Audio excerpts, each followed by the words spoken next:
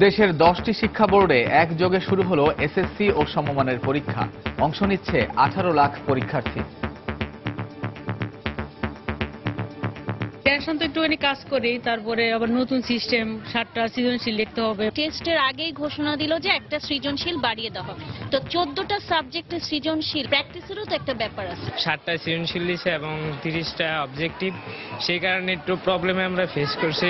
অনেক ইজি হয়েছে, সবকিছুই মোটামুটি ভালো। পরীক্ষা ভালো হয়েছে, প্রশ্ন গতানুগতিক ধারা সোজা আসছে। একটু প্রবলেম হয়েছে বাট ভালো হয়েছে ইনশাআল্লাহ। পরীক্ষা চলার সময় হলে না ঢোকার প্রতিশ্রুতি রাখতে পারলেন না শিক্ষামন্ত্রী। আগে যেমন দলে বলে গিয়ে ঢুকতাম, এখন আমরা শুধুমাত্র একজন দুইজন গিয়ে দেখছি। দেখছিলেন প্রধান শিরোনাম। দুপুরের সময় সঙ্গে আছি আমি কামরুজ্জামান মামুন এবং আমি ফয়সাল মোর্শেদ। এবারে অন্যান্য শীর্ষ সংবাদ। চাঁদপুরের হাইমচরে স্কুলে মানব সেতুতে হাঁটার ঘটনায় উপজেলা চেয়ারম্যান সহ 5 জনের বিরুদ্ধে শিশু নির্যাতন আইনে মামলা। এবছরের জন্য বেসরকারি হজ প্যাকেজ ঘোষণা, 14,000 টাকা বাড়িয়ে জনপ্রতি 3,20,000 টাকা নির্ধারণ। দুর্নীতির 2 মামলায় আত্মপক্ষ সমর্থনে বক্তব্য দিতে বিশেষ আদালতে বেগম জিয়া অনাস্থা প্রকাশ করলেন বিচারকের প্রতি। সরকারি বেসরকারি অফিস সহ বিলবোর্ড সাইনবোর্ডে ভুল বানানের ছড়াছড়ি, সঠিক ব্যবহার নিশ্চিত না হওয়ায় ক্ষোভ, যথাযথ গুরুত্ব দেওয়ার তাগিদ। এবং যুক্তরাষ্ট্রের 7টি মুসলিম দেশের নাগরিকদের আটকের ঘটনায় চরম আতঙ্কে দিন পার করছেন প্রবাসী বাংলাদেশিরা। ব্যবসার কেন্দ্রে কমেছে প্রবাসীদের আনাগোনাও।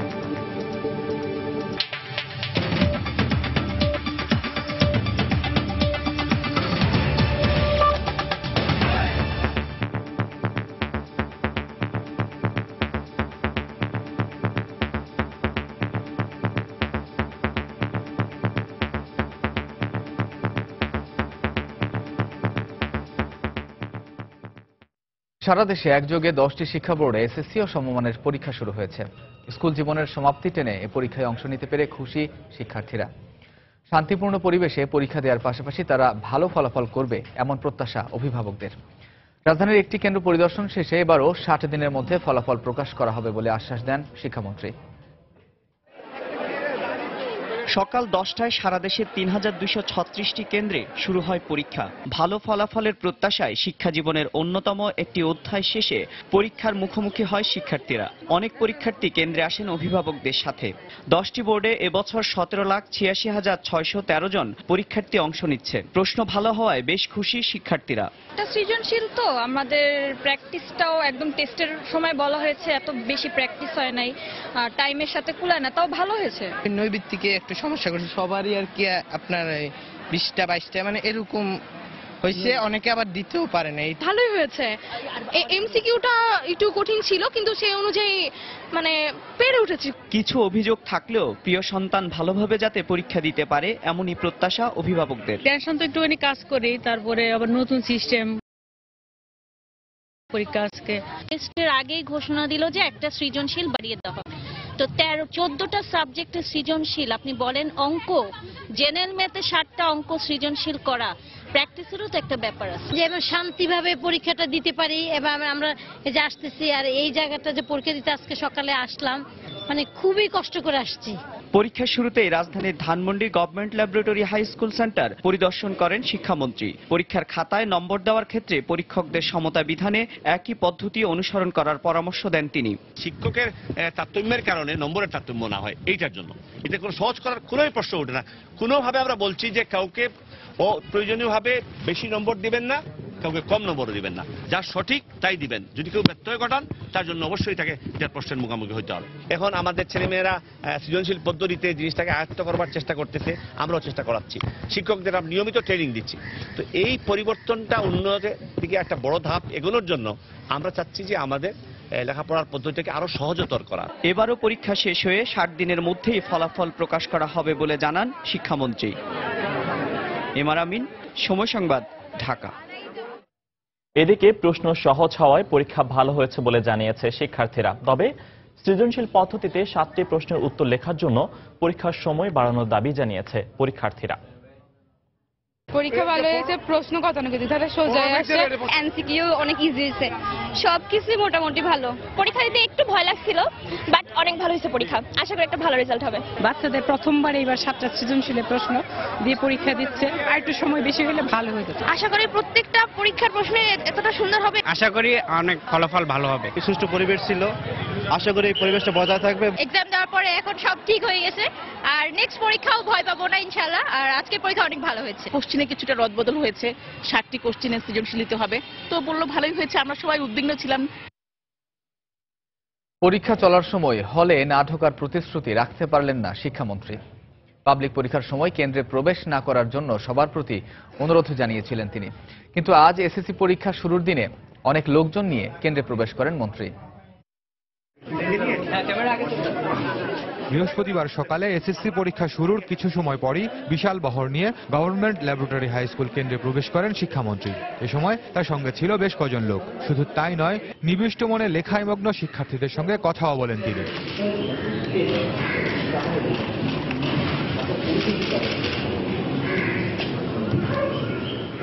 বিশাল বহর নিয়ে পরীক্ষা কেন্দ্রের এক কক্ষ থেকে আরেক কক্ষে যান তিনি। নিস্তব্ধ পরীক্ষা কেন্দ্রে তখন নানান রকম শব্দ। নিরাপত্তা কর্মী, সংবাদকর্মী সহ মন্ত্রীর সঙ্গে থাকা কর্মকর্তা কর্মচারীদের পদচারণায় পরীক্ষার্থীদের নাভিশ্বাস অবস্থা। সব মিলিয়ে আধা ঘন্টার মতো পরীক্ষা কেন্দ্রে অবস্থান করেন শিক্ষামন্ত্রী ও তার সঙ্গীরা। উনি শিক্ষামন্ত্রী, ওনার এইভাবে স্কুল ঘোরার আমার মনে হয় না দরকার আছে। পরীক্ষার আগের যে তদারকিটা, সেটা যদি তারা সুষ্ঠুভাবে সম্পন্ন করেন, তখন তো তার হলে এসে তদারকি করার বিশেষ কিছু থাকে না। পরে সাংবাদিকদের সঙ্গে আলাপে পরীক্ষা কেন্দ্রে প্রবেশের বিষয়ে কিছুটা কৈফিয়ত দেওয়ার চেষ্টা করেন মন্ত্রী। সবাই মিলেই আমরা দেখছি, তবে আগের মতো আমরা এটা 3 বছর থেকে বন্ধ করে দিয়েছি। আপনাদেরও অবদান আছে, আপনারাও বলছেন যে ঠিক না, আমরা মনে করছি ঠিক না। আগে যেমন দলে বলে গিয়ে ঢুকতাম, এখন আমরা শুধুমাত্র 1-2 জন গিয়ে দেখছি। আমরাও গেছিলেন। খান মোহাম্মদ রুমেল, সময় সংবাদ, ঢাকা। চাঁদপুরের হাইমচরে স্কুলের বার্ষিক ক্রীড়া অনুষ্ঠানে শিক্ষার্থীদের তৈরি মানব সেতুর উপর দিয়ে হেঁটে যাওয়ার ঘটনায় উপজেলা চেয়ারম্যান সহ 5 জনের বিরুদ্ধে শিশু নির্যাতন আইনে মামলা হয়েছে। সকালে হাইমচর থানায় আব্দুল কাদের গাজী নামে এক অভিভাবক বাদী হয়ে উপজেলা চেয়ারম্যান নূর হোসেন পাটোয়ারি সহ 5 জনের বিরুদ্ধে মামলাটি দায়ের করেন। এর আগে গতকাল রাতে চট্টগ্রামের অতিরিক্ত বিভাগীয় কমিশনার সৈয়দা সারোয়ার জাহানকে প্রধান করে এক সদস্যের তদন্ত কমিটি গঠন করা হয় বলে জানান চাঁদপুরের জেলা প্রশাসক আব্দুস সবুর মণ্ডল। গত সোমবার উপজেলার নীলকমল ওসমানিয়া উচ্চ বিদ্যালয়ের বার্ষিক ক্রীড়া অনুষ্ঠানের প্রধান অতিথি নূর হোসেন শিক্ষার্থীদের তৈরি মানব সেতুর উপর দিয়ে হেঁটে যান। ওই ছবি সামাজিক যোগাযোগ মাধ্যমে ভাইরাল হলে তীব্র সমালোচনা শুরু হয়। ঘটনাটি খতিয়ে দেখতে সংশ্লিষ্ট থানা পুলিশকে নির্দেশ দেওয়া হয়েছে বলে জানিয়েছেন চাঁদপুরের পুলিশ সুপার।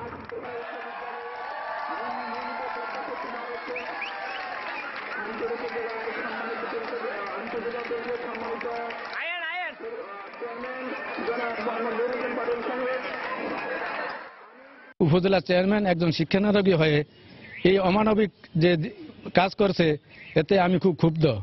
আমি এর প্রতিকার চাই। উপজেলা পরিষদের চেয়ারম্যান জনাব নূর হোসেন পাটোয়ারি সাহেব সহ মোট 5 জন এই মামলায় আসামির তালিকাভুক্ত আছে। আমরা বিষয়টি তদন্ত করছি এবং আসামিদের গ্রেফতারের চেষ্টা করছি। এদিকে আইনমন্ত্রী আনিসুল হক বলেছেন, জামালপুর এবং চাঁদপুরে স্কুলে মানব সেতুর ওপর দিয়ে যারা হেঁটে গেছেন সেই সব জনপ্রতিনিধিদের বিরুদ্ধে পেনাল কোডের বিভিন্ন ধারা অনুযায়ী আইনের আওতায় আনা সম্ভব এবং আদালত তাদের বিরুদ্ধে ব্যবস্থা নিতে পারে। দুপুরে সচিবালয়ে বিনিয়োগ উন্নয়ন কর্তৃপক্ষের সঙ্গে সভা শেষে তিনি সাংবাদিকদের একথা বলেন। আমি একটা কথা বলি যে পেনাল কোডে, আমাদের পেনাল কোডটা যদি দেখা হয় এবং সেইখানে ইনজুরি পার্টের মধ্যে যদি এই চ্যাপ্টারটা যদি দেখা হয়, তাহলে এই সব কাজ সবগুলি কিন্তু আইনের আওতায় পড়ে এবং সেটা কোর্ট ব্যবস্থা নিতে পারেন। তো আমার মনে হয়, আমি খবরটা এখনো শুনি নাই, আমি যদি খবরটা পড়ে নেই তারপর আমি বলতে পারবো কোন আইনের আওতায় এটা পড়বে। বাংলা বাঙালির মাতৃভাষা। রক্তক্ষয়ী সংগ্রামের মধ্য দিয়ে এই ভাষার মর্যাদা অর্জিত হলেও দেশজুড়ে চলছে বাংলা ভুল বানানের ছড়াছড়ি। সরকারি, বেসরকারি, অফিস থেকে শুরু করে রাস্তাঘাট সব জায়গায় চলছে যেন ভুলের মহোৎসব। এতদিনে এসেও বাংলা সঠিক ব্যবহার নিশ্চিত করতে না পারায় ক্ষোভ প্রকাশ করেছেন ভাষা সৈনিকরা। জুনায়দা হাবিবের রিপোর্ট। সরকারি বেসরকারি প্রতিষ্ঠানের নামফলক, বিলবোর্ড, সাইনবোর্ড থেকে শুরু করে রাস্তার নামফলক সব লেখাতেই ভুল বানানের ছড়াছড়ি। ঢাকা মেডিকেল কলেজে দেখা গেল ভুল শব্দটি লিখতেও ভুল করেছে দেশের প্রধান চিকিৎসা প্রতিষ্ঠানটি। রয়েছে আকর্ষণ, দর্শনার্থীগণ বানানে ভুল, ইংরেজি বানান লেখার ব্যাকরণ না মানার প্রবণতা দেখা গেল এখানে। সরণি বানানের ভুল দেখা যায় প্রায় প্রত্যেক সড়কের নাম ফলকে, আর একাডেমি বানানটিতে যেন পারদর্শী নয় সরকারি বেসরকারি প্রতিষ্ঠানগুলো। ভুলের মিছিলে নাম লিখিয়েছে শিক্ষা প্রতিষ্ঠানগুলো। ইনস্টিটিউট বানানের অজ্ঞতায় যথারীতি প্রশ্ন ওঠে প্রতিষ্ঠানের শিক্ষার মান নিয়ে। শহরের বিভিন্ন এলাকায় দেশি শব্দের পাশাপাশি বিদেশি শব্দ বানানের ভুলের আধিক্যে সঠিকটা নিয়েই বিব্রত শিক্ষার্থী ও অভিভাবকরা। রাস্তায় দেখা যাচ্ছে অনেক ভুল লেখা, কিন্তু আমরা শিখতেছি আরেক, যেটা শিখতেছে ওইটা সঠিক নাকি আমরা যেটা বাইরে দেখতেছি ওইটা সঠিক, ভুলটাই শিখতেছে, কারণ দেখে মানুষ ভালো শিখে। মনিটরিং সেল হওয়া উচিত যেন এই ভুলটা বারবার না হয়। ভাষাবিজ্ঞানীরা বলছেন ভাষার শুদ্ধতার বিষয়টিতে যথাযথ গুরুত্ব না দেওয়ার ফলেই এই অবস্থা থেকে বের হয়ে আসা সম্ভব হচ্ছে না। ভুল ব্যবহার রোধে সচেতন হওয়ার তাগিদ তাদের। যারা বাংলা ভাষাকে খুব ভালোভাবে ব্যবহার করতে করছে না তাদের মনের মধ্যে, বুকের মধ্যে কিন্তু একটা ঔপনিবেশিক মানসিকতা আছে এবং তারা কিন্তু ইংরেজিকে ধারণ করে যাচ্ছে। আর বাংলা ভাষা যেহেতু মাতৃভাষা কোনোভাবে ব্যবহার করলেই চলে, এটা তো তেমন গুরুত্ব নেই। শত্রুর বুলেটের মুখে রক্ত দিয়ে যারা লিখে গেছেন বাংলার প্রতিটি অক্ষর, এর ভুল ব্যবহার শুধু তাদের অসম্মানই করে না, বিভ্রান্ত করে পুরো জাতিকে। এতদিনও এসেও বাংলার সঠিক ব্যবহার নিশ্চিত করতে না পারায় ভাষা সৈনিকদের আক্ষেপ আর প্রশ্ন, আদৌ কি নেওয়া হবে এর সঠিক ব্যবহারের কোনো উদ্যোগ? ভাষা যেমন তেমন ভাবে ব্যবহার করি, ভুল শব্দ ব্যবহার করি, ভুল বানান ব্যবহার করি। দুটো শ্রেণীর এখানে দায়, একটা হলো সরকার আর একটা হলো আমাদের শিক্ষিত শ্রেণী। তো এই দুই শ্রেণীর কেউই কিন্তু এ ব্যাপারে আগ্রহীও নয় বলে আমার মনে হয়, এবং তাদের এখানে সততারও অভাব আছে। বাংলার এমন ব্যবহার চলতে থাকলে অদূর ভবিষ্যতে এই ভাষা সংকটে পড়তে পারে বলে আশঙ্কা ভাষাবিজ্ঞানীদের। জুনায়েদ আল হাবিব, সময় সংবাদ, ঢাকা। জিয়া অরফানেজ ট্রাস্ট ও জিয়া চ্যারিটেবল ট্রাস্ট দুর্নীতি মামলায় আত্মপক্ষ সমর্থন করতে আজ আদালতে হাজির হয়েছেন বিএনপি চেয়ারপারসন বেগম খালেদা জিয়া। আত্মপক্ষ সমর্থনের তারিখ 12 বারের মতো পিছিয়ে আজকের দিন নির্ধারণ করা হয়। আজ আদালতে হাজির হয়ে বিচারক আবু আহমদ জমাদারের প্রতি অনাস্থা প্রকাশ করেন বেগম জিয়া। সকাল 11:30টায় রাজধানীর বকশীবাজার অস্থায়ী বিশেষ জজ আদালতে পৌঁছান বেগম জিয়া। ট্রাস্টের টাকা সৌদি আরব থেকে এসেছে বলে সাক্ষ্য প্রমাণ উপস্থাপন করে বেগম জিয়ার ট্রাস্ট মামলার কার্যক্রম শেষ পর্যায়ে নিয়ে আসে দুদক। এমন সময় টাকা সৌদি থেকে নয় বরং কুয়েত থেকে এসেছে বলে আদালতে তথ্য প্রমাণ উপস্থাপন করেন বেগম জিয়ার আইনজীবী। এ কারণে মামলাটি পুনরায় তদন্তের আবেদন করলে এ নিয়ে 30 জানুয়ারি দিনভর যুক্তিতর্ক উপস্থাপন চলে। আবেদনটি খারিজ কিংবা গ্রহণ কোনোটিই না করে আরও শুনানির জন্য মামলাটির জন্য আজকের দিন ধার্য করেন আদালত। দুপুরের সময়ে আরো থাকছে আইন প্রয়োগের উদাসীনতায় স্বাধীনতার 45 বছরে হারিয়ে গেছে অন্তত 70,000 হেক্টর জলাভূমি। রাজক সমন্বয়হীনতার কথা বললেও পরিবেশবিদরা বলছেন দায়িত্বহীনতা।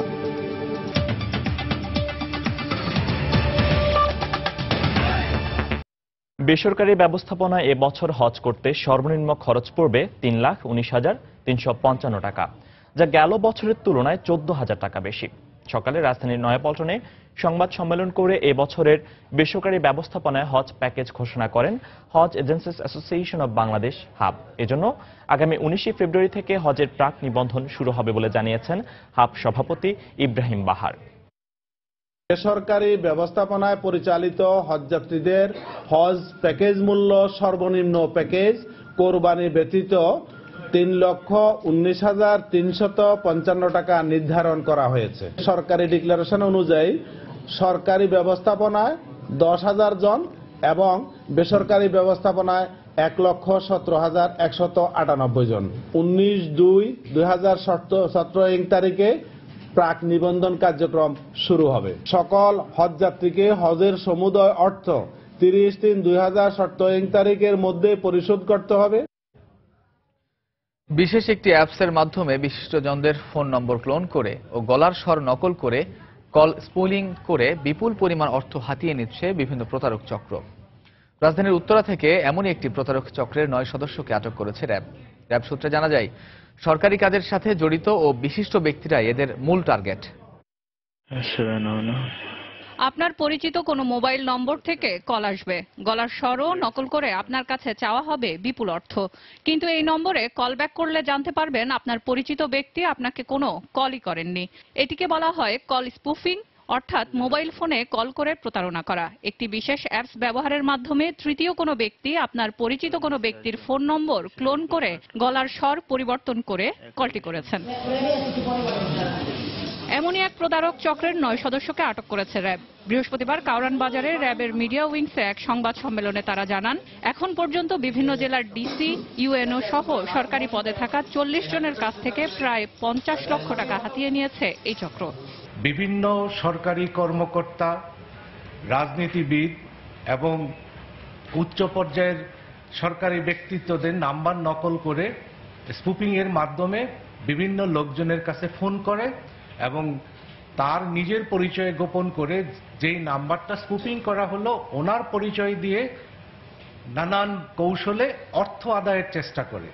বুধবার উত্তরা থেকে তাদের আটক করার সময় প্রতারক চক্রের কাছ থেকে জব্দ করা হয় 22টি মোবাইল সেট, 53টি সিম, 2টি ল্যাপটপ, 4টি সিপিইউ, 5টি মনিটর ও একটি মডেম এবং নগদ 10,000 টাকা। আমরা যে গ্রুপটাকে ধরেছি ওরা আমাদের কাছে প্রাথমিক জিজ্ঞাসাবাদে বলেছে যে ইতিমধ্যে ওরা প্রায় 40 জন ডিসি, টিএনও এবং অন্যান্যদের নাম্বার স্পুফিং করে প্রায় 50 লক্ষ টাকা হাতিয়ে নিয়েছে। এমন আরো প্রতারক চক্র তৎপর জানিয়ে র্যাব 4-এর অধিনায়ক খন্দকার লুৎফুল কবির পরিচয় নিশ্চিত না হয়ে কোনো ধরনের তথ্য আদান প্রদান করা থেকে সাধারণ মানুষকে বিরত থাকার আহ্বান জানান। সেলিয়া সুলতানা, সময় সংবাদ, ঢাকা। সিলেটে শিল্পপতি রাগিব আলী ও তার ছেলের বিরুদ্ধে দায়ের করা ভূমি মন্ত্রণালয়ের স্মারক জালিয়াতির মামলার রায় আজ বেলা 11টার দিকে তাদের দুজনকে Sylhet chief metropolitan magistrate Saifuzzaman হিরোর আদালতে তোলা হয়। এর আগে বুধবার একই আদালতে তোলা হলে বিচারক মামলার যুক্তিতর্ক শেষে রায়ের দিন ধার্য করেন। মামলার বিবরণে জানা যায় 2005 সালে 27 সেপ্টেম্বর সিলেটের তৎকালীন সহকারী ভূমি কমিশনার এস.এম. আব্দুল কাদের বাদী হয়ে ভূমি মন্ত্রণালয়ের স্মারক জালিয়াতি করে 423 একর দেবোত্তর সম্পত্তি দখলে নিয়ে স্থাপনা নির্মাণের অভিযোগে শিল্পপতি রাগিব আলী ও তার ছেলে আব্দুল হাইয়ের বিরুদ্ধে কোতোয়ালি থানায় 2টি মামলা করেন।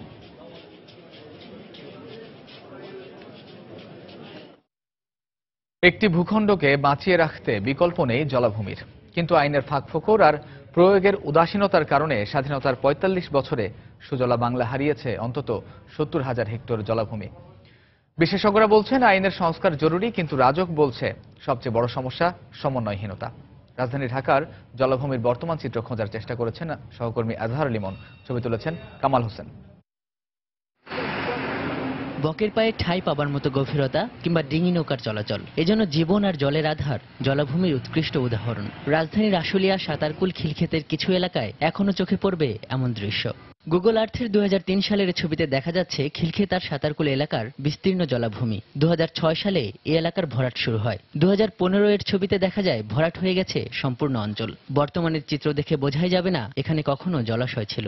আমার পেছনে বুড়িগঙ্গার যে তীরবর্তী অঞ্চল দেখছেন তা ছিল একসময় বিস্তীর্ণ জলাভূমি, কিন্তু পরিবেশ আইন অমান্য করে এখানে যেমন চলেছে দখলের মহোৎসব, তেমনি গড়ে উঠেছে বড় বড় আবাসন প্রকল্প।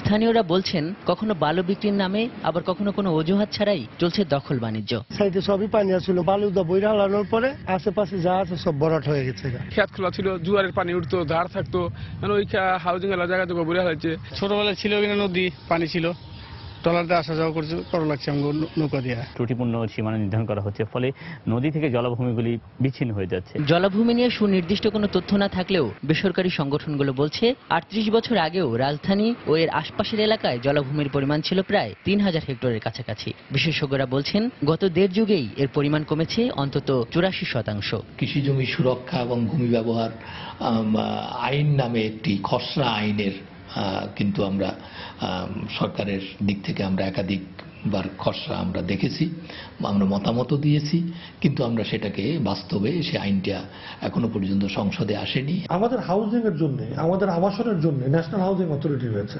হাউস বিল্ডিং রয়েছে, আমাদের ইউডিডি রয়েছে, আরবান ডেভেলপমেন্ট ডিরেক্টরেট রয়েছে। তাদের সবাইকে ছাপিয়ে রাজুককে কি কারণে আবাসন প্রকল্পে নিমগ্ন হতে হবে? আর এর ফলে রাজুকের যে মূল কাজ পরিকল্পনা প্রণয়ন এবং উন্নয়ন নিয়ন্ত্রণ, সেই কাজটা থেকে আমরা সাংঘাতিকভাবে বঞ্চিত হয়েছি। তবে রাজুক বলছে সব থেকে বড় ঘাটতি সমন্বয়ের। শুধু রাজুক একা একটি বোধহয় সম্ভব নয়। আমরা অভিযান করছি, আবারও তারা রাখছি, নাগরিকদের সচেতনতা দরকার আছে এবং আরও যে সংস্থাগুলো এর জন্য দায়িত্ব আছে তাদের মধ্যেও তারাও একটি কাজ করবে এবং সকলের সম্মিলিত প্রচেষ্টা এবং সমন্বয়ের মধ্য দিয়ে আমাদের কাজটি করতে হবে। ভূগর্ভস্থ পানির প্রধান উৎস জলাভূমি সহ ভূপৃষ্ঠের বিভিন্ন জলাধার। বিভিন্ন সংস্থার তথ্য মতে গেল 1.5 দশকে রাজধানীর ভূগর্ভস্থ পানির স্তর নেমেছে কমপক্ষে 2.5 মিটার। আজহার লিমন, সময় সংবাদ, ঢাকা। নিউ ইয়র্কের জন এফ কেনেডি বিমানবন্দরে শিক্ষার্থী ভিসায় বাংলাদেশ থেকে যাওয়া এক যুবককে আটক করেছে ইমিগ্রেশন কর্তৃপক্ষ। আটক যুবকের বাড়ি চট্টগ্রাম শহরের বায়োজিৎ বোস্তামি এলাকায় বলে তার পারিবারিক একটি সূত্র থেকে জানা গেছে। তার মুক্তির বিষয়ে আইনি প্রক্রিয়া চলছে বলেও জানান তার আইনজীবী। আটক যুবকের ইংরেজিতে দুর্বলতা এবং কথাবার্তায় শিক্ষার্থী ভিসার বিষয়টি সন্দেহজনক মনে হওয়ায় তাকে আটক করা হয় বলে জানা গেছে। এদিকে আটক যুবকের মুক্তির বিষয়ে সংশ্লিষ্ট কর্তৃপক্ষের সঙ্গে নিয়মিত যোগাযোগ করা হচ্ছে বলে জানিয়েছেন নিউ ইয়র্কে নিযুক্ত বাংলাদেশ কনস্যুলেটের deputy consul general Shahidul Islam এবং থার্ড সেক্রেটারি আসিফ আহমেদ। যুক্তরাষ্ট্রে প্রবেশে নিষেধাজ্ঞার পর দেশটির বিমানবন্দরগুলোতে 7টি মুসলিম দেশের নাগরিকদের আটকের ঘটনায় চরম আতঙ্কে দিন পার করছে প্রবাসী বাংলাদেশিরা। এমনকি যুক্তরাষ্ট্রের বাইরে যেতেও ভয় পাচ্ছেন তারা। নানা হয়রানি সহ ধরপাকড়ের আশঙ্কায় বাংলাদেশে অধ্যুষিত ব্যবসা কেন্দ্রে কমে গেছে প্রবাসীদের আনাগোনাও। নিউ ইয়র্ক থেকে শিহাবুদ্দিন কিসলুর পাঠানো তথ্য ছবি নিয়ে ডেস্ক রিপোর্ট। 25 জানুয়ারি সিরিয়া, ইরাক, ইরান সহ মুসলিম সংখ্যাগরিষ্ঠ 7টি দেশের নাগরিকদের যুক্তরাষ্ট্রে প্রবেশে নিষেধাজ্ঞা জারি করেন মার্কিন প্রেসিডেন্ট ডোনাল্ড ট্রাম্প। এরপরই এসব দেশের বিভিন্ন ধরনের ভিসা এবং এমনকি গ্রিন কার্ডধারীদেরকেও যুক্তরাষ্ট্রে প্রবেশে বাধা দেওয়া হয়। তালিকায় বাংলাদেশের নাম না থাকলেও মুসলিম সংখ্যাগরিষ্ঠ দেশ হওয়ায় ধরপাকড় সহ নানা আতঙ্কে দিন পার করছেন বাংলাদেশি প্রবাসীরা। আরও কয়েকটি দেশের উপর নিষেধাজ্ঞা জারি করা হবে সোমবার হোমল্যান্ড সিকিউরিটির সেক্রেটারি জন কেলির এমন তথ্যে এ সংখ্যা আরও বেশি জেঁকে বসেছে। বাংলাদেশ একটা মুসলিম কান্ট্রি, আরও যে 7টা মুসলিম কান্ট্রি আছে সেগুলো যেহেতু নিষিদ্ধ করছে, সো এক্স্যাক্টলি বাঙালিদের মধ্যে একটা আতঙ্ক আছেই। এখানে যারা সিটিজেন এজ ওয়েল এজ যারা গ্রিন কার্ড হোল্ডারদারি তাদের মধ্যেও একটা আতঙ্ক আছে। বাঙালি চাই মুসলমান হিসেবে বেশি আতঙ্কিত। ট্রাম্প সে ফুললি রেসিস্ট। তা আমিও নেক্সটে আসতে পারবো কিনা ওইটার সবচেয়ে বড় আতঙ্কে আছি। এখন যারা নর্মালি আছে আমার বন্ধু টিকিট চেঞ্জ করছে। যুক্তরাষ্ট্রে আবার প্রবেশ করতে পারবেন না এই শঙ্কায় অনেকেই দেশে যাওয়ার কর্মসূচি বাতিল করেছেন বলে জানালেন goDhaka.com-এর জ্যেষ্ঠ ব্যবস্থাপক। 2 দিনে যেটা আমরা দেখছি যে কোনো কল তো আসছেই না নতুন রিজার্ভেশনের জন্য, বরং পুরানো যাদের ছিল এই 2-1 দিন যাওয়ার জন্য তারা অনেকে ক্যান্সেল করেছে। যুক্তরাষ্ট্রে প্রায় 35 লাখ মুসলমান আর দেশটিতে 5 লাখের বেশি বাংলাদেশি প্রবাস জীবনযাপন করেও গ্রিন কার্ডধারী রয়েছেন 2 লাখ। সময় সংবাদ, নিউ ইয়র্ক, যুক্তরাষ্ট্র। অস্থির বাজারে প্রায় প্রতিদিনই বাড়ছে সব ধরনের চালের দাম। রাজধানী আড়তগুলোর অভিযোগ, মিল মালিকরা বিপুল পরিমাণ ধান মজুত করা নিয়ন্ত্রণে আসছে না বাজার। অভিযোগ অস্বীকার করে মিল মালিকদের দাবি, ধান উৎপাদন কম হওয়ায় বাড়ছে চালের দাম। যদিও সরকার বলছে আমদানি শুল্ক বাড়ানোয় ব্যবসায়ীদের সিন্ডিকেট ধানের সংকট তৈরি করছে। তবে কৃষক চলতি বছর ফসলের ন্যায্য মূল্য পাচ্ছে বলে দাবি করেছেন খাদ্যমন্ত্রী। জুবার ফয়সালের রিপোর্ট। মাসখানেক আগেই শুরু হয়েছে আমন ধানের ভরা মৌসুম। সাধারণত নতুন ধান ওঠার সঙ্গে বছরের এ সময়টাতে বেড়ে যায় নতুন চালের সরবরাহ, ফলে কিছুটা কমে যায় পুরনো চালের দামও। কিন্তু চলতি বছর বাজার দেখাচ্ছে এক ভিন্ন রূপ। গেল 1 মাসে পাইকারি পর্যায়ে বস্তা প্রতি চালের দাম বেড়েছে 200 থেকে 450 টাকা পর্যন্ত। 1250 টাকার মোটা চালের বাজার দর এখন 1750 টাকা। নাজিরশাইল, মিনিকেট আর 28-এর মতো চাহিদা সম্পন্ন চালের দাম বেড়েছে কেজিতে 7 থেকে 10 টাকা পর্যন্ত। আড়তগুলোর অভিযোগ, মিলারদের কারসাজিতেই অস্থির চালের বাজার, যদিও তা মানতে নারাজ মিল মালিকরা। চাল নিছি 42 টাকা, 43 টাকা, এখন চাল নিলাম 45 টাকা। এখন কত বেচবো আমি? বড় বড় মিলবাটিরা এক লোক সব ধান কিনে লায়, যার জন্য চালের বাজার বেশি। আমাদের তো হাত নাই, মিলাররা বলছে পুরান ধান সব চালের দাম ওর সপ্তাহে গেলেই বস্তায় 50 টাকা, 25 টাকা, 30 টাকা, 40 টাকা বাড়ে।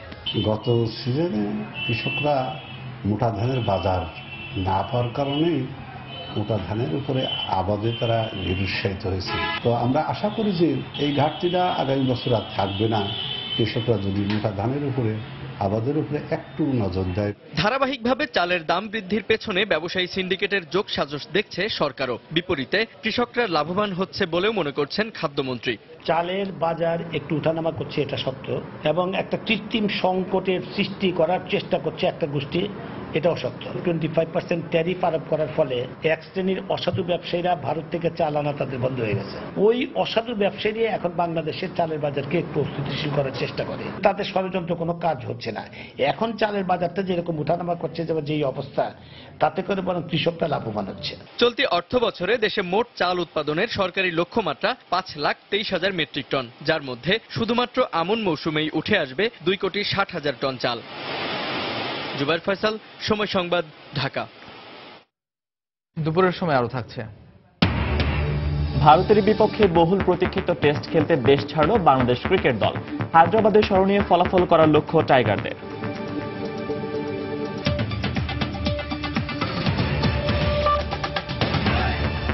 আরএফএল ওয়াটার পাম্প, পানি দেবে টেনশন নয়। সীমান্ত হত্যা আগের তুলনায় এখন অনেকটাই কমে এসেছে, তবে এটিকে শূন্যের কোঠায় নামিয়ে আনতে কাজ করছে সরকার।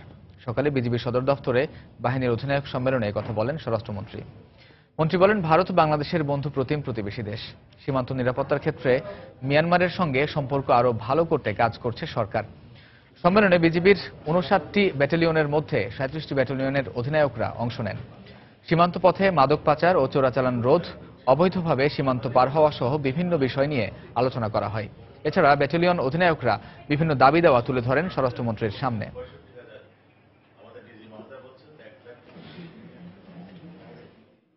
আমাদের সঙ্গে ভারতের একটা ভালো সম্পর্ক রয়েছে, বন্ধুত্বের সম্পর্ক রয়েছে। খুঁটিনাটি প্রবলেম বর্ডার এলাকায় হতেই পারে। এই সবগুলোই আমরা আলাপ আলোচনার মাধ্যমে শেষ করছি এবং ভবিষ্যতে আমরা তাই করব। মায়ানমারের সঙ্গেও আমরা সম্পর্ক বিল্ড আপ করতে চেষ্টা করছি এবং আমরা বেশ কিছু দূর আগিয়েছি। আমরা এখন আলোচনার টেবিলে আমরা কি সলভ করতে চাই। আমরা মনে করি যে আলোচনার মাধ্যমে তাদের সঙ্গে যত বেশি আলোচনা আমরা করতে পারবো, ততই আমরা প্রবলেম সলভ করতে পারবো বলে আমরা বিশ্বাস করি। প্রেমের অভিনয় করে বগুড়ার সারিয়াকান্দিতে কলেজ ছাত্রীকে ধর্ষণের পর হত্যার ঘটনায় গ্রেফতার 2 জন স্বীকারোক্তিমূলক জবানবন্দি দিয়েছে। বগুড়ার ম্যাজিস্ট্রেট আদালতে জবানবন্দি দিয়েছে গ্রেফতার মাসুদ ও তার বন্ধু মামুন। জড়িতদের দৃষ্টান্তমূলক শাস্তির দাবি জানিয়েছে কলেজের সহপাঠীরা। বিস্তারিত মাজেদুর রহমানের রিপোর্টে ছবি তুলেছেন রবিউল ইসলাম।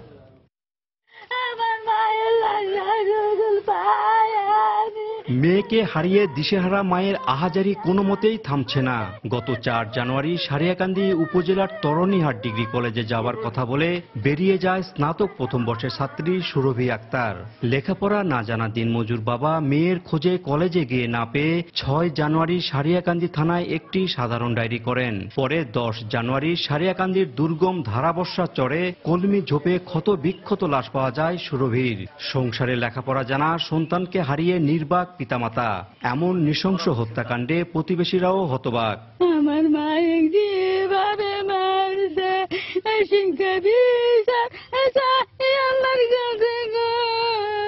সুরভির মতো এরকম আর কোনো মেয়ের যেন কোনো ক্ষতি না হয়। যারা এই ঘটনা ঘটাচ্ছে আমরা তাদের দৃষ্টান্তমূলক শাস্তি চাই। এ নৃশংস হত্যাকাণ্ডের সঙ্গে জড়িতদের দৃষ্টান্তমূলক শাস্তির দাবি জানিয়েছে কলেজের সহপাঠীরা। আমরা একসাথে লেখাপড়া করেছি, সে এখন নাই, আমার খুব কষ্ট হয়। তাকে নির্মমভাবে হত্যা করা হয়েছে। এটা খুবই ভালো ছিল, আর আমরা চাই মেয়েটা যে খুন করেছে তারা শাস্তি হোক এবং ফাঁসি হোক। সুরভির মোবাইলের কল লিস্ট ধরে ঢাকা থেকে হত্যাকাণ্ডে জড়িত 2 জনকে গ্রেপ্তার করে পুলিশ। পরে এই হত্যাকাণ্ডের সাথে জড়িতদের নাম স্বীকার করে জবানবন্দি দেয় আদালতে। 2 জনের বিজ্ঞ আদালতে কার্যবিধির 164 ধারায় স্বীকারোক্তিমূলক জবানবন্দি দিয়েছে। এর সাথে যে আরো 3 জন আসামি সম্পৃক্ত আছে তাদেরকে গ্রেপ্তারের জন্য আমরা বিভিন্ন জায়গায় অভিযান পরিচালনা করছি। পুলিশ এ পর্যন্ত মাসুদ রানা, মামুন আহমেদ ও সাইদুর রহমানকে গ্রেপ্তার করেছে। পলাতক রয়েছে আব্দুল হান্নান, কালুমিয়া এবং রেজাউল করিম। এদের সবার বাড়ি সারিয়াকান্দি ও পার্শ্ববর্তী ধুনট উপজেলায়। মাজেদুর রহমান, সময় সংবাদ, বগুড়া। দেখছেন দুপুরের সময়। টেল সুপ্রিম চেয়ারের পারফেক্ট শেপ আর ডিজাইন আপনাকে দেয় 100% কমফোর্ট। টেল সুপ্রিম চেয়ার। সাভারের আশুলিয়ায় 2টি যাত্রীবাহী বাসের মুখোমুখি সংঘর্ষে 3 জন নিহত হয়েছেন। আহত হয়েছেন শোকের মরাগাং এলাকায় ঢাকাগামী ইগল পরিবহনের একটি যাত্রীবাহী বাসের সঙ্গে বিপরীত দিক থেকে আসা আনন্দ পরিবহনের অপর একটি বাসের মুখোমুখি সংঘর্ষ হয়। এতে ঘটনাস্থলেই ইগল পরিবহনের চালক সহ 3 জন নিহত হন। এই ঘটনায় আহত হন উভয় বাসের অন্তত আরও 20 যাত্রী। পরে আহতদের উদ্ধার করে স্থানীয় বিভিন্ন হাসপাতালে পাঠানো হয়। একটা ওই সাইডে পড়ে গেছে, আরেকটা এখানে, মানে গাড়িটা দুই সাইডে কিভাবে গেলে এটা আমি সঠিক বুঝতে পারতেছি না, যে এখান থেকে অ্যাক্সিডেন্ট করে ওইখানে চলে গেছে। শ্রমিক নিয়ে একটি বাস আনন্দ পরিবহন যাওয়ার পথে মুখোমুখি সংঘর্ষটা হয়। এই সংঘর্ষে প্রায় 3 জন মারা গেছে, অনেকে আহত হয়েছেন। আহতদের উদ্ধার করে বিভিন্ন হাসপাতালে প্রেরণ করা হয়েছে। সবার উপরে মানব ধর্মকে সামনে রেখে ঐক্যবদ্ধ হয়ে ভালো কাজ করার জন্য আহ্বান জানিয়েছেন ঢাকা বিশ্ববিদ্যালয়ের উপাচার্য ডক্টর আ.ম.শ. আরেফিন সিদ্দিক। সকালে ঢাকা বিশ্ববিদ্যালয়ে বিশ্ব ধর্ম ও সংস্কৃতি বিভাগের আয়োজনে আন্তঃধর্মীয় সম্প্রীতি সপ্তাহ উপলক্ষে সংক্ষিপ্ত সমাবেশ ও র্যালি উদ্বোধন করে তিনি কথা বলেন। সমাবেশ শেষে র্যালিটি বিশ্ববিদ্যালয় ক্যাম্পাস প্রদক্ষিণ করে। এ সময় তিনি বলেন, ধর্মের নামে কেউ অধর্ম করলে তা কোনো ধর্মই স্বীকৃতি দেবে না। ধর্ম কখনোই সন্ত্রাসী কর্মকাণ্ডকে প্রশ্রয় দেয় না বলেও মন্তব্য করেন উপাচার্য। আসুন আমরা সবাই মিলে যে যে ধর্মে বিশ্বাস করি, যে যে ভাষায় কথা বলি, যে যে জাতিত্বের পরিচয় নিয়ে পৃথিবীতে পরিচিত হই, এই সব কিছুর মধ্যে আমাদের মানব পরিচিত। আমরা সবাই মানুষ, সেই দর্শন নিয়ে, সেই বিশ্বাস নিয়ে আমরা এগিয়ে যাব। ফেনীর বিসিকে দেশের প্রথম সম্পূর্ণ হাতে তৈরি কাগজ দেশে ও বিদেশে দিন দিন জনপ্রিয় হয়ে উঠছে।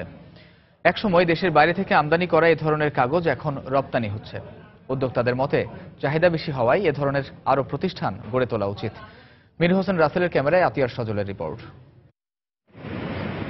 ফেনীর বিসিক শিল্পনগরীতে 1984 সালে ব্যক্তি উদ্যোগে আব্দুর রব নামের এক বেকার তরুণ গড়ে তোলেন শতরূপা হ্যান্ডমেড নামে হাতে তৈরি এই কাগজের কারখানা।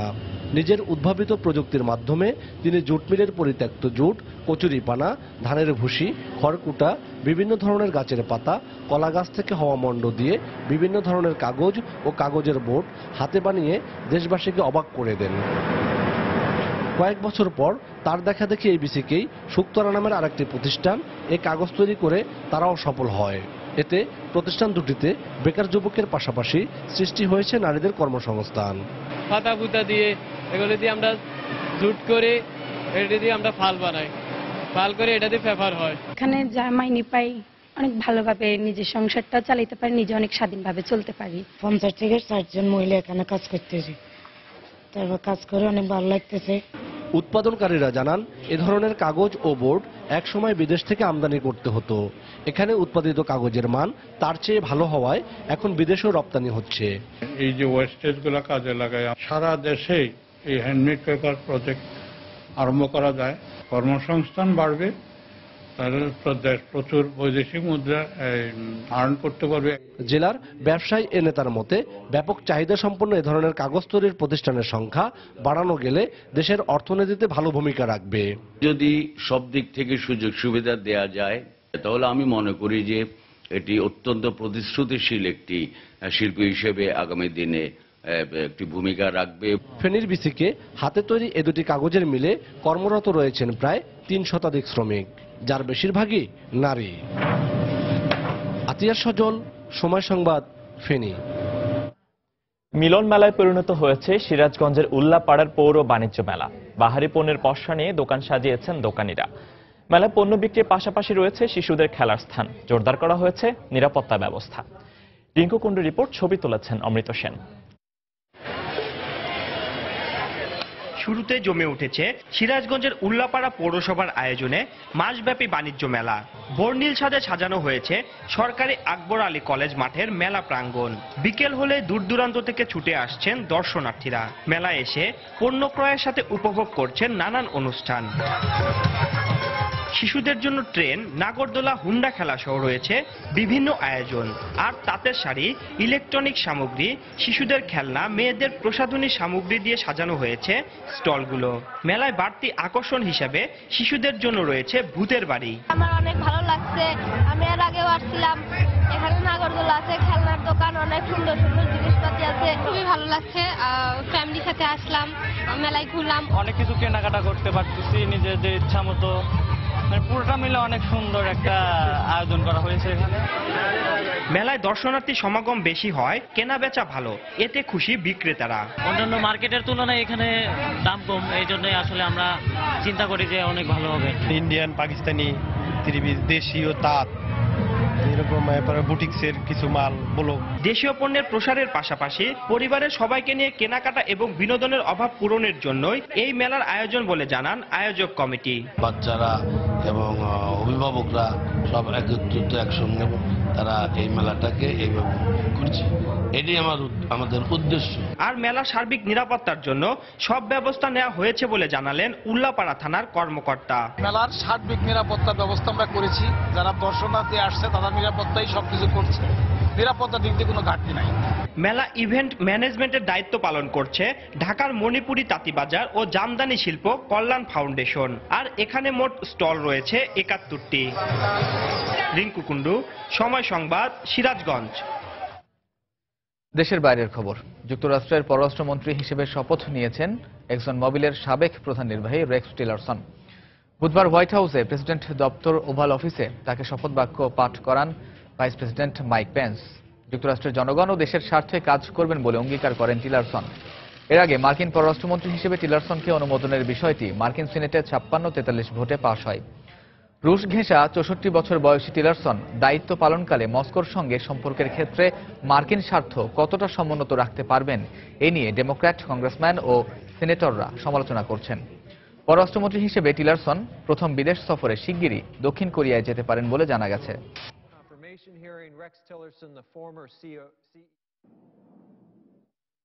নতুন মার্কিন প্রেসিডেন্ট ডোনাল্ড ট্রাম্পের অভিবাসন নীতির তীব্র সমালোচনা করেছেন ব্রিটেনের বিরোধী দল লেবার পার্টির পার্লামেন্ট সদস্য রুশনারা আলী ও টিউলিপ সিদ্দিক। যুক্তরাষ্ট্রের শরণার্থী প্রবেশ বন্ধ ও 7টি মুসলিম দেশের নাগরিকদের ভ্রমণ নিষিদ্ধ করার বিষয়ে ব্রিটেনের নির্লিপ্ত আচরণকে দুঃখজনক বলে উল্লেখ করেছেন বাংলাদেশি বংশোদ্ভূত এই দুই রাজনীতিক। ট্রাম্পের নির্বাহী আদেশগুলোকে বিভক্তিকর ও বিপজ্জনক উল্লেখ করে বুধবার হাউস অব কমন্সে বক্তৃতায় রুশনারা বলেন, ব্রিটেনের উচিত যুক্তরাষ্ট্রের ভীতিকর নীতির বিরুদ্ধে শক্ত অবস্থান নেয়া। এর আগে টিউলিপ সিদ্দিক ব্রিটিশ প্রধানমন্ত্রীর কাছে এক চিঠিতে লেখেন, ট্রাম্পের বিতর্কিত ও অমানবিক নীতির জোরালো প্রতিবাদ জানাতে ব্যর্থ হয়েছেন ব্রিটেন। লেবার পার্টির কয়েকজন সদস্য সহ তিনি থেরেসা মে বরাবর ওই চিঠি লেখেন।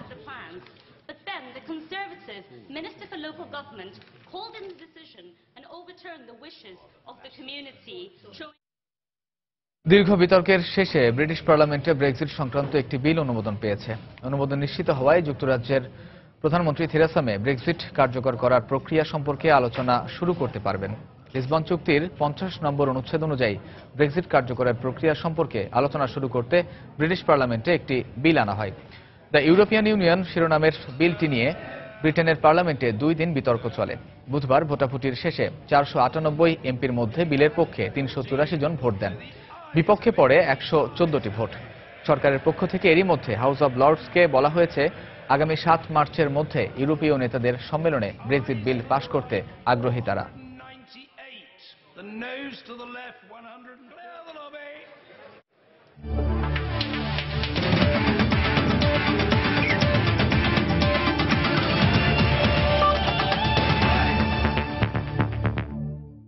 ভারতের বিপক্ষে সাদা পোশাকে বহুল প্রতীক্ষিত টেস্ট ম্যাচ খেলতে দেশ ছেড়েছে বাংলাদেশ জাতীয় ক্রিকেট দল।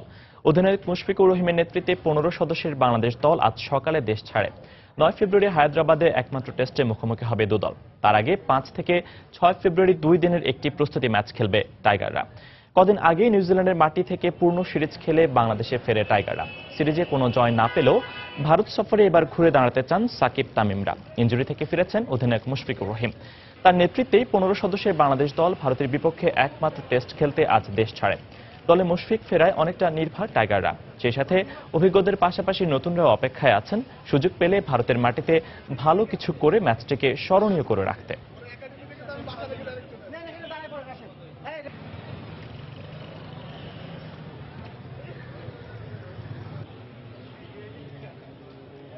পার্সোনালি তো অনেক খুশি অবশ্যই এরকম একটা ঐতিহাসিক ট্যুরে যেতে সুযোগ পাওয়ার জন্য। সবার কাছে দোয়া চাইতেছি, আশীর্বাদ চাইতেছি, দোয়া করবেন আমার জন্য যেন ভালো করতে পারি এবং বাংলাদেশের জন্য কিছু করতে পারি। ইন্ডিয়াতে যদি স্পিন ট্র্যাক হয় ভালো কিছুই হবে আল্লাহর রহমতে, এবং আমাদের ব্যাটসম্যানরাও এখন অনেক কনফিডেন্স। তার মধ্যে আমাদের মুশিক ভাই, সৌরভ এবং ইমরুল ভাই কামব্যাক করছে। আশা করি আমরা ভালো কিছু পাবো। ব্যক্তিগত লক্ষ্য তো বড়ই যে ভালো খেলতে হবে এটাই, আর দলের যদি সুযোগ পাই তো অবশ্যই চেষ্টা করবো দলকে দেওয়ার জন্য। আর যেহেতু এটা ইন্ডিয়া আমাদের প্রথম, তো আমাদের অনেক এক্সাইটিং গেম।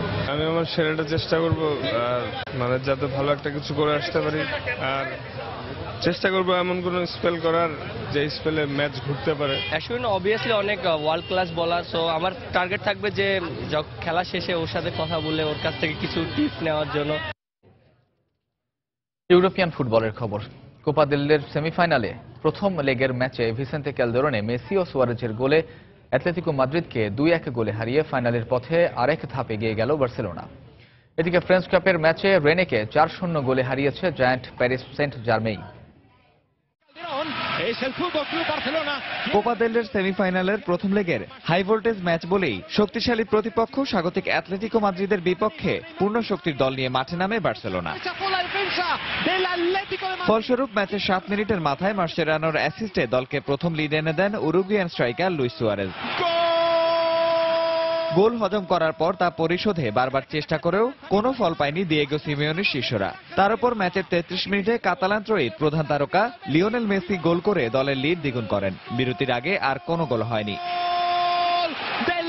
বিরতি থেকে ফিরে কিছুটা দুর্বল হয়ে পড়ে বার্সার রক্ষণভাগ, ফলে রাস্তাটি বার্সার জন্য অনেকটাই সহজ হয়ে গেল। এদিকে ফ্রেঞ্চ কাপের ম্যাচে মুখোমুখি হয় পিএসজি ও রেনে। ম্যাচের 27 মিনিটে জুলিয়ান ড্রাক্সলারের গোলে এগিয়ে যায় জায়ান্ট প্যারিস সেন্ট জার্মেই। এর 11 মিনিট পর লুকাস রদ্রিগেজ গোল করলে 2-0 গোলে লিড নিয়ে বিরতিতে যায় ফ্রেঞ্চ জায়ান্টরা। বিরতি থেকে ফিরে আবারও আগ্রাসী পিএসজি। দ্বিতীয়ার্ধের শুরুটাও করেন সেই ড্রাক্সলার।